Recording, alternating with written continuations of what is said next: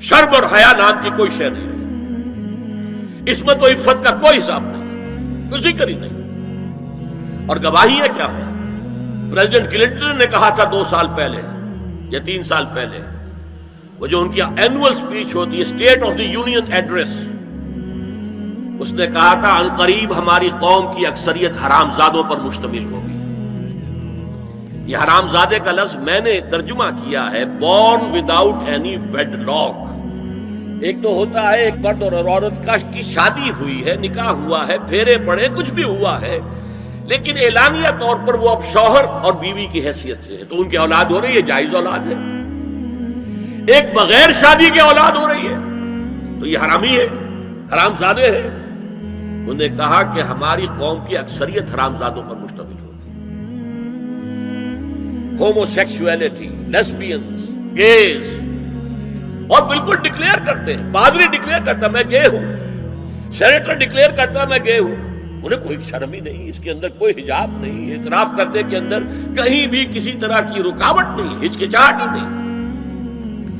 یہ جس کو کہا جائے گا پرمیسو ہیڈونزم، جنسی لذت ہر طریقے سے حاصل کی جا سکتی ہے۔ زنا بالرضا ہو تو کوئی جرم ہے ہی نہیں، ہاں زنا بالجبر ہو تو جرم ہے، بالرضا ہو کوئی جرم نہیں، جرم ہے ہی نہیں سرے سے۔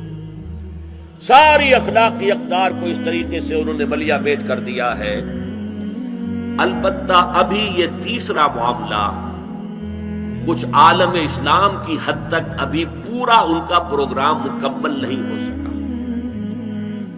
ہمارے ہاں ابھی کچھ خاندانی نظام کی بنیادیں باقی ہیں، کچھ والدین کا ادب ہے، ان کی عزت ہے، ان کی خدمت کو انسان اپنے لیے سعادت سمجھتا ہے، بیوی اور شوہر کے درمیان محبت، الفت، باہمی اعتماد کی کچھ فضا ہے، خاندانی نظام ہے۔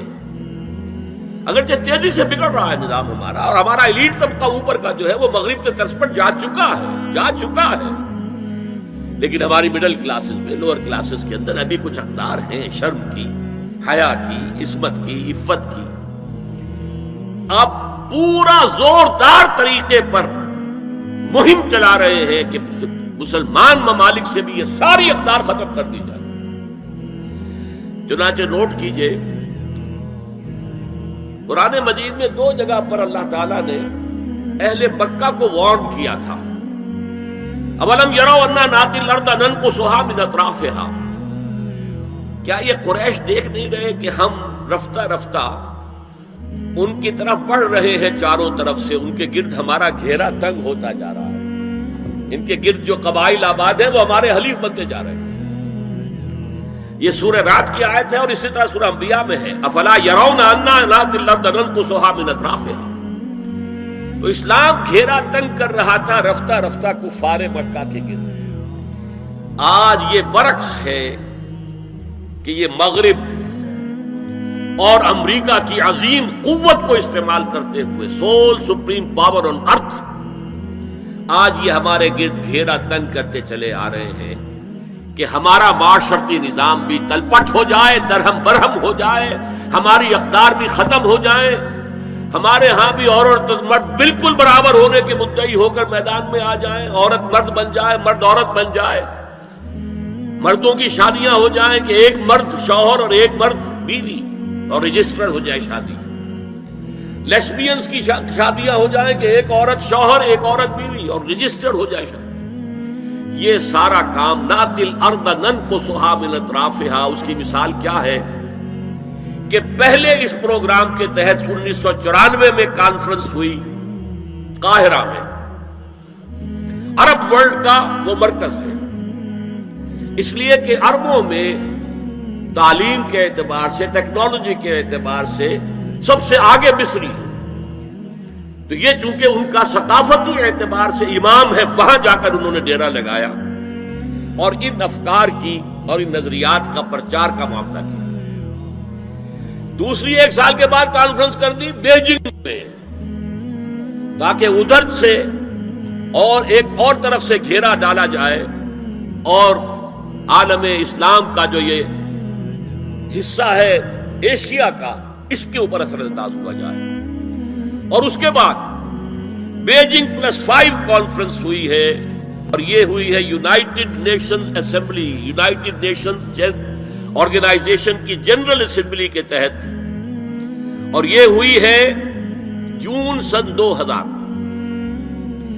اب اس میں جو بھی ایک پرچہ تیار کیا گیا تھا ایجنڈے کے طور پر، اس میں جو سفارشات تھی وہ میں آپ کو بتا رہا ہوں۔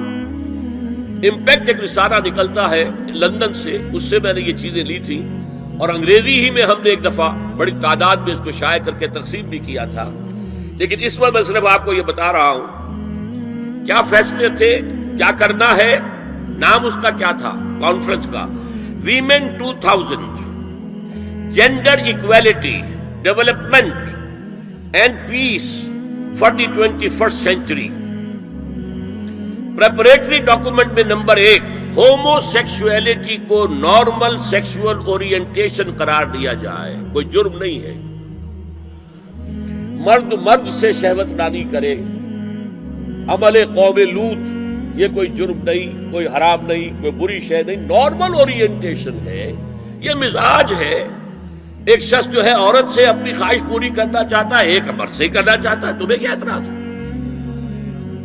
ہومو سیکسول میرجز کو تسلیم کیا جائے، جو اب تسلیم ہو رہا ہے۔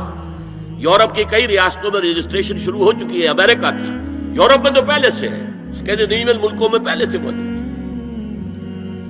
نمبر 3، عورتیں گھر کا کام کاج کرنے سے انکار کر دیں یا اس پر ویج طلب کریں، مزدوری دو ہمیں، محنت دو تب ہم کام کریں۔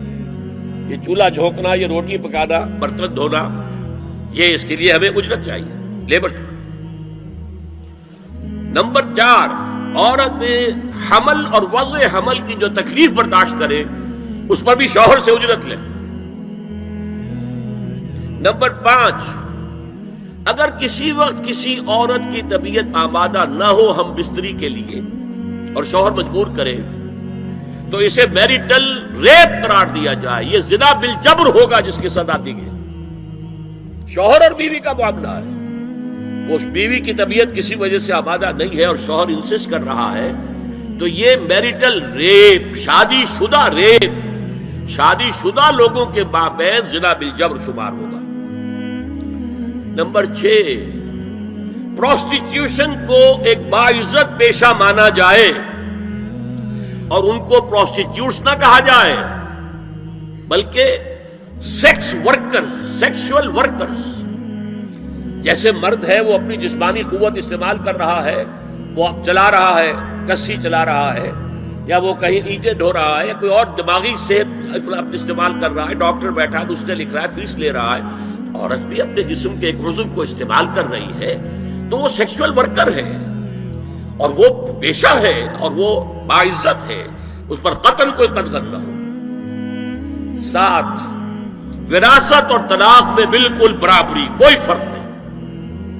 اب یہ خاص چیز تو معلوم ہوتا ہے کہ اسلام ہی کو ہدف بنا کر انہوں نے ایجنڈے میں شامل کیا۔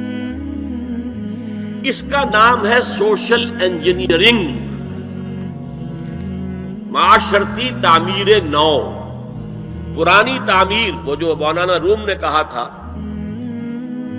کہ اگر کوئی پرانی عمارت ہے نئی بنانی ہے تو پہلے گرانی پڑے گی،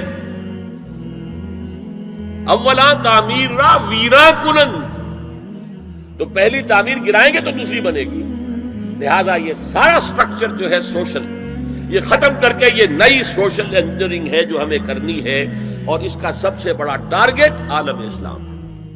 بلے چھالوں کی ہنس کے یار منا لیں دے،